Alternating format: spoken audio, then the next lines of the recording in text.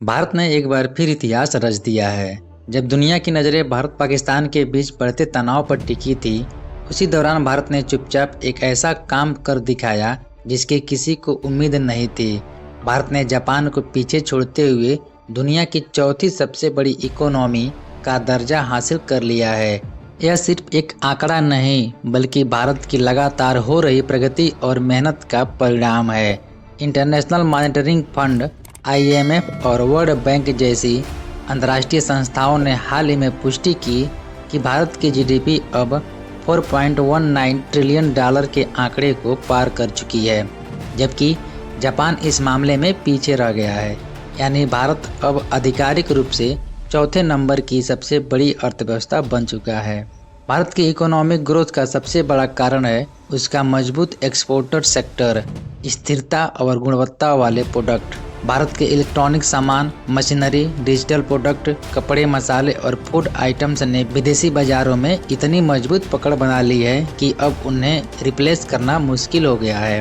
भारत के बासमती चावल और गरम मसालों की डिमांड यूरोप और अमेरिका जैसे देशों में इतनी ज्यादा है कि वे अब इनके बिना काम नहीं चला सकते। इससे भारत के एक्सपोर्ट्स में जबरदस्त बढ़ोतरी हुई है और सरकार को अच्छा खासा टैक्स मिला है, जिससे देश के इंफ्रास्ट्रक्चर, सड़कें और बड़े प्रोजेक्ट में निवेश हो रहा है।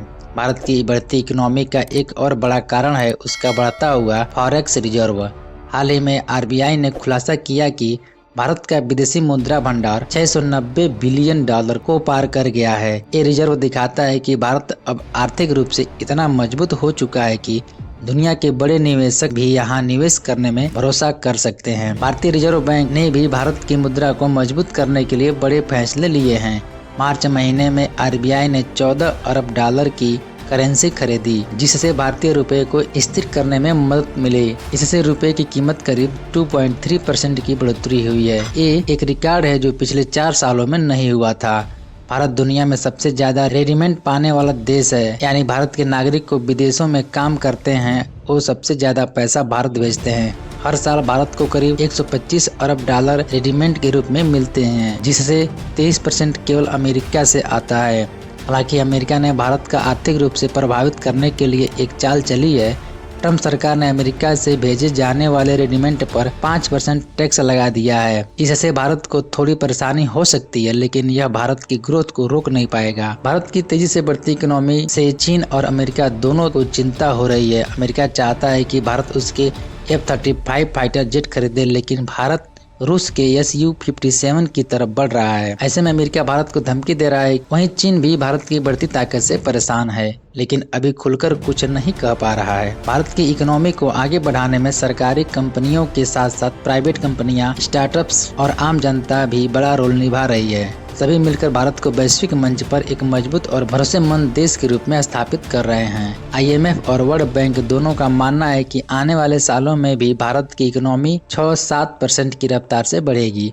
अगर यही रफ्तार बनी रही तो बहुत जल्द भारत जर्मनी को भी पीछे छोड़ सकता है और तीसरी सबसे बड़ी इकोनॉमी बनने की राह पर आगे बढ़ सकता है। भारत का चौथी सबसे बड़ी अर्थव्यवस्था बनना सिर्फ एक न्यूज हेडलाइन नहीं है, यह हर उस भारतीय की मेहनत और संकल्प का नतीजा है जो देश के विकास में योगदान दे रहा है। अब भारत सिर्फ एक उभरती हुई इकोनॉमी नहीं, बल्कि एक वैश्विक शक्ति बन रहा है। इस खुशी के मौके पर आप भी भारत को बधाई दीजिए और इस जानकारी को ज्यादा से ज्यादा लोगों तक शेयर कीजिए। जय हिंद, वंदे मातरम।